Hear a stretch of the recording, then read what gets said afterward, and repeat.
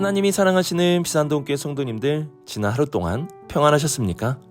오늘은 2024년 마지막 날입니다. 한 해 동안 정말 수고 많으셨습니다. 2024년 마지막 날도 주님의 말씀과 함께하는 우리 모든 성도님들이 되시길 바랍니다. 오늘 우리에게 주시는 하나님의 말씀은 출애굽기 40장 34절에서 38절까지입니다. 하나님의 말씀을 함께 읽겠습니다.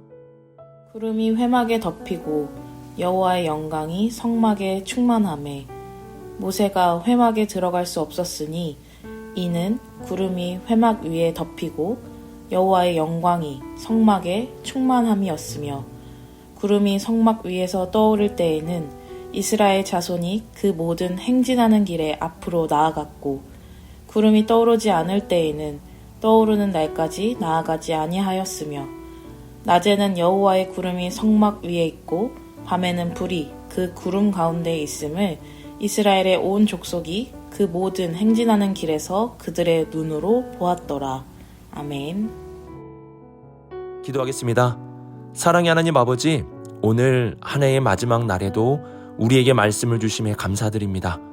우리의 삶의 모든 순간에 그리고 마지막까지 주님의 말씀을 듣고 배우는 우리 모두가 되게 하여 주옵소서. 이 모든 말씀 우리 주 예수 그리스도의 이름으로 기도드립니다. 아멘.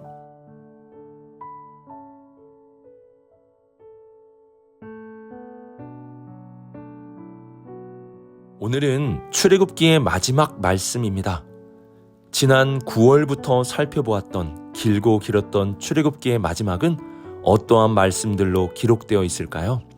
34절을 보시면 구름이 회막에 덮이고 여호와의 영광이 성막에 충만하매 라고 말씀합니다.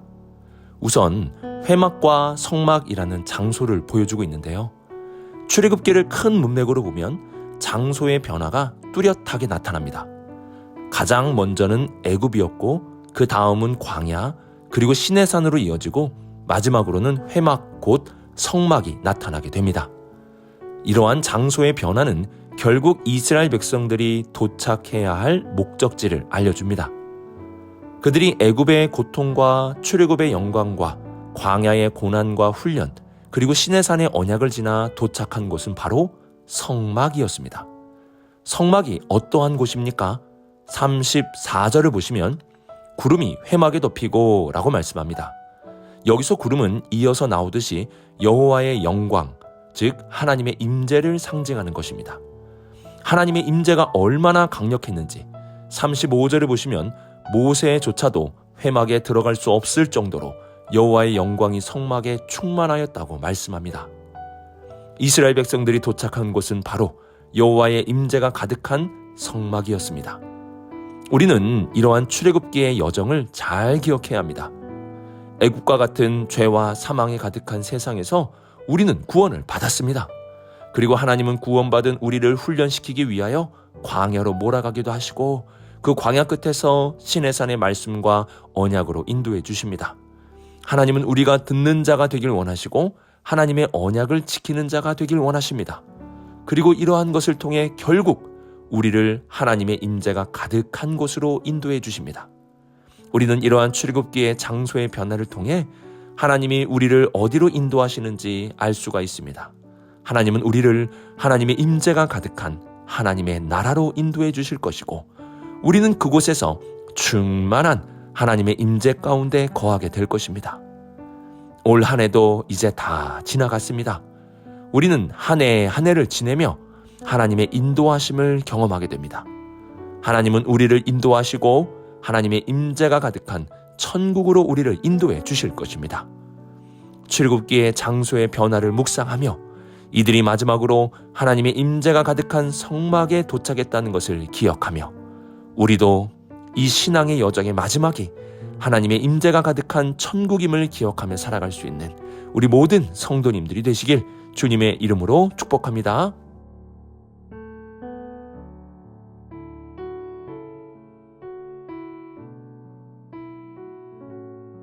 오늘 말씀에 반복되는 단어가 있는데요. 그 단어는 행진이라는 단어입니다. 36절 하반절에 이스라엘 백성들이 그 모든 행진하는 길에 앞으로 나아갔고 라고 말씀하고 38절 하반절에서도 그 모든 행진하는 길에서 그들의 눈으로 보았더라 하고 말씀합니다. 이스라엘 백성들은 지금 행진하고 있습니다. 행진이라는 것은 어떠한 목적지를 향해 나아가고 있다는 뜻입니다. 다들 잘 아시겠지만 이스라엘 백성들은 이제 약속의 땅을 향해 나아가게 됩니다. 이들은 가야 할 목적지가 생겼고 그 목적지를 향해 행진하는 모습을 마지막으로 보여주고 있습니다. 본래 이스라엘 백성들은 앞으로 나아갈 수 없는 존재들이었습니다. 애굽의 종으로 살았고 그들은 평생을 종노릇 하다가 끝나야 하는 삶을 살았습니다. 앞으로 나아질 것이라는 희망도 없었고 늘 똑같은 삶의 반복이 그들 안에 있었습니다. 이렇게 종으로 살다가 죽는 것이 그들의 인생이었습니다. 마치 우리가 죄와 죽음의 굴레 안에 살다가 죽는 것이 우리의 인생이었던 것처럼 그들도 애굽의 종으로 살다가 죽는 것이 그들의 삶이었습니다. 하지만 지금 이들은 행진하는 자들이 되었습니다. 하나님의 약속의 땅을 향하여 행진하게 되었습니다. 이들이 행진할 수 있는 이유가 무엇입니까? 오늘 말씀에서 가장 많이 반복되는 단어가 있는데요. 바로 그 단어는 구름입니다. 하나님의 임재를 상징하는 구름이 계속 반복되고 있습니다. 이들은 하나님의 임재가 인도하는 길을 따라가게 되었습니다. 구름이 앞서가면 이들은 뒤에서 구름을 따라갔습니다. 이스라엘 백성들이 애굽의 종된 삶, 쳇바퀴의 굴레의 삶을 벗어날 수 있었던 이유는 바로 하나님의 임재의 구름이 있었기 때문이었습니다. 하나님의 임재 가운데 살아간다는 것은 하나님의 은혜만 누리며 산다는 것이 아닙니다. 임재 가운데 산다는 것은 삶의 방향이 생기는 것이고 목적이 생긴다는 것입니다. 살다가 죽는 인생이 아니라 그 삶과 죽음의 굴레를 넘어서는 목적과 방향성을 가지게 되는 것입니다. 애굽의 종에서 벗어나 약속의 땅을 향해 나아가는 이스라엘 백성들처럼 우리도 죄와 죽음의 굴레를 벗어나 하나님의 약속과 하나님의 나라를 향해 나아갈 수 있게 되는 것입니다. 죽음이 끝이 아니라 그 다음을 보게 되고 죄로 매번 넘어지는 삶이 아니라 죄에서 자유를, 죄를 이기는 길을 향해 나아갈 수 있게 되는 것입니다. 이러한 방향과 목적을 위해서는 하나님의 임재, 하나님의 동행하심, 하나님의 함께하심이 있어야 합니다. 이제 한 해가 저물었습니다. 매년 똑같은 한 해 한 해를 보내는 것이 아니라 하나님의 임재, 하나님과 함께하심으로 매년 행진할 수 있는 우리 모든 성도님들이 되시길 주님의 이름으로 축복합니다.